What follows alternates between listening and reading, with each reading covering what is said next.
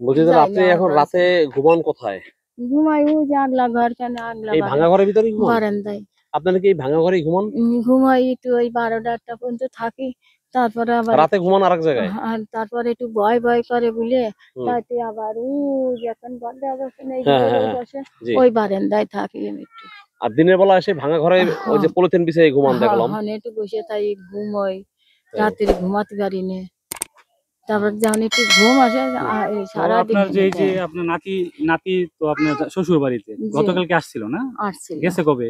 আজকে সকালে চলে গেছে না? তো তাদের শ্বশুর বাড়িতে কোনো ঝামেলা কি কোনো সমস্যা নাই না? না না, তাকে ঝামেলা সমস্যা নেই। আমি বলেছি যে বাবা যদি অন্যায় করে থাকে তার সাজা সে খাটবে।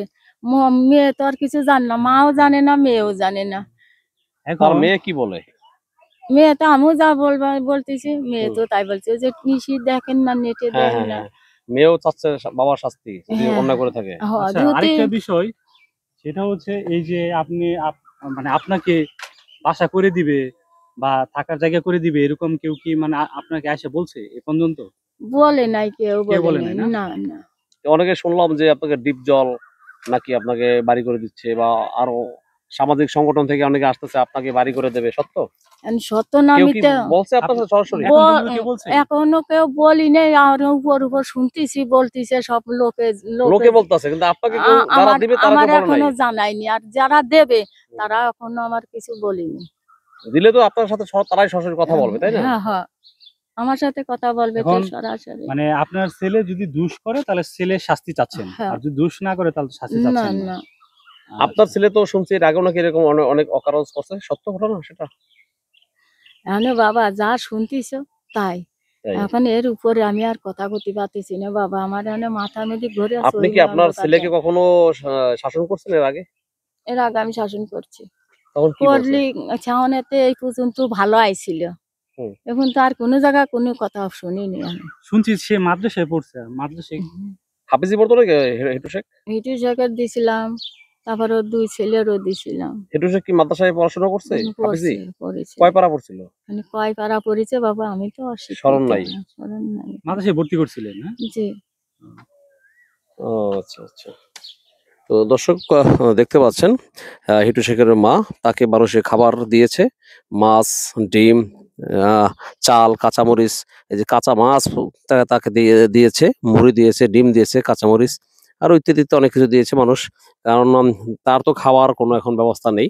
তার 2 নাতি এবং তার ছেলে এবং ছেলের ওয়াইফ তারা এখন জেলে, সবাই তারা জেলে আছেন। তো এই বৃদ্ধ মহিলা উনি এখন অসহায়ের মতো আছেন, এদিক সেদিকে বসে থাকে। এই যে দেখুন উনিও খুব অবস্থা খারাপ আর কি। 3 জনে 300 টাকা। 3 জনে 300 টাকা দিয়েছেন? মানে যারা দিয়েছে তারা কি ঘটনা জানে? জানে না, জানার পরে বাংলাদেশ ছেড়ে গেছে না, অসহায় মানুষ হিসেবে উনি তো নির্দোষ, উনি তো মুরবি মানুষ, অবস্থায় আমাদের দেশে আপনাকে দান করছে। তো এই হচ্ছে অবস্থা। দেখুন এক সময় এই বৃদ্ধা মহিলার অনেক কিছু ছিল, বাড়ি ছিল, সুখের সংসার ছিল তাদের। হাত ভাঙা না? হাত ভাঙা। এটা কিভাবে হয়েছে? অ্যাক্সিডেন্ট করছিলেন? গরু গরু ভাঙছে? হ্যাঁ, গরু বেঁচে এই যে ঘর বের করেছিল। পরে কি হাসপাতালে গেছিলেন? হাসপাতালে 3-4 মাস ছিলাম। কতদিন আগে ভাঙছে? সদর হাসপাতালে 1 বছর। আচ্ছা, আপনার কি কোনো মানে ছেলে হচ্ছে 3 জন না? মেয়ে কয়জন আপনার? একজন মেয়ে। কোথায় বিয়ে হয়েছে? বিয়ে হয়েছে কামারখালী ডুমায়। ওটা আপনার কি আসে না আপনাকে দেখার জন্য? আসে, মেয়ে আসে, দেখতে আসে, তার বিটার বউর সাথে করে। সে একা কোনো সময় আসতে পারবে না, সে আগের যুগের মেয়ে, একা আসতে পারবে না? না, সে পথ ঘাটে চেনে না। আচ্ছা। তো এই যে আপনার বাড়ি তো বিক্ষুব্ধ জনতা পুড়িয়ে গুড়িয়ে দিয়েছে, তো এখন আপনার কি চাওয়া পাওয়া, এই বিষয়ে কি চান আপনি? আমি যাতে এই জায়গাটা থাকতে পারি, আমি সেইটুকুই দাবি করি আপনাদের কাছে, আর কিছুই দাবি করতেছি না আমি। আর আমার তো সব ধরিয়ে দিছি, তার যদি অপরাধ করে থাকে সেই সাজা সে খাচ্ছে, আমি কিছুই আর বলতে পারবো না বাবা। ভালো কথা বলছেন। তো এখন এই বাড়িতে তো আপনি এখানে জমি কতটুকু, আপনার টোটাল কতটুকু জমি আছে? টোটালে 5 শতক জমি আছে। জি।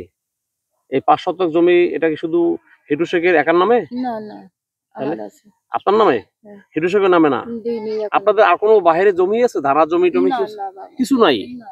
এই যতটুকু জমি শুধু এই বাড়ির জমি এতটুকুই? এর বাইরে কিছু নাই আপনাদের? বাইরে কিছু নাই, এইটুকুই আছে। মনে করো রাজমিস্ত্রির কাজ কাম করে, 2 জি। ছেলে নিয়ে জি। ওই টুকটাক করে চলি আমি। আর নিজেও একটু করি ধরি, এই মাঠ ঘাট খুঁটে খাইটে আনি, জি। যা একটু আনি তাই খাই করে ধরে।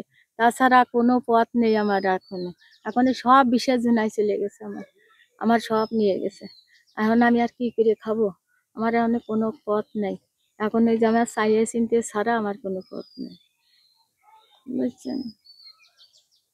ভালো কিছু প্রশ্ন করেন।